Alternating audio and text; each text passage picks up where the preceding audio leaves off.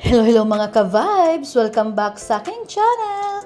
Ako nga pala si Aiza at maraming salamat sa inyong walang sawang suporta at panonood sa aking mga videos. Kung bago ka pa lang dito sa channel, welcome na welcome ka.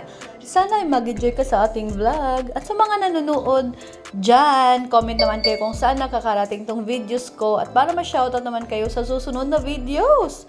So, para sa vlog natin ngayon, ituturo ko sa inyo kung paano ako naglalagay ng sarili kong eyelashes kasi wala tayong budget ngayon.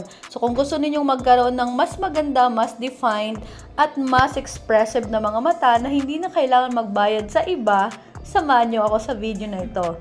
So, bago tayo magsimula, siguraduhin muna nating malinis ang ating mukha at lalo na ang eye area. So, dapat walang oil o makeup para mas dumikit ng maayos ang eyelashes.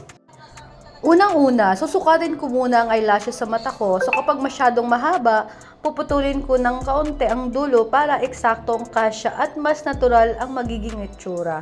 Susunod, lalagyan ko ng manipis na layer ng eyelash glue ang lash band. So, hintayin ko ito mga 30 to 60 seconds hanggang sa medyo malagit na ang glue.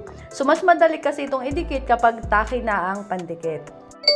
So, pagkatapos, gamit ang tweezers, maingat kong ilalagay ang eyelashes malapit sa natural na kong pilik mata. So, kapag nalagay na ng maayos, dahan-dahan kong ipipress ang false eyelashes para mas kumapit at magmukhang natural. So, kung gusto niyo pwede nyo ring lagyan ng kaunting eyeliner para matakpan ang lash band at mas malinis tingnan ang finish.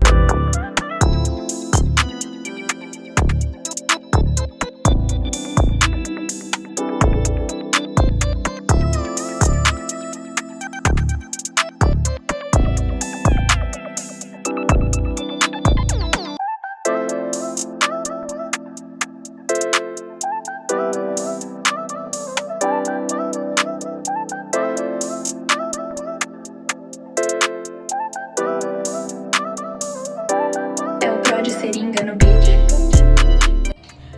So, ayan, tapos na. So, ang laki ng pababago ng mata kapag may eyelashes. Mas mukhang fresh, mas buhay at tingnan at hindi kailangan ng makapal na makeup. So, sana'y may natutunan kayo sa vlog na ito. Kung gusto niyo mas marami pang beauty, lifestyle, and everyday vlog, huwag kalimutang i-like ang video, mag-comment, mag-share, at mag-subscribe sa aking channel. Maraming salamat sa panonood. Magkita-kita tayo sa susunod na vlog.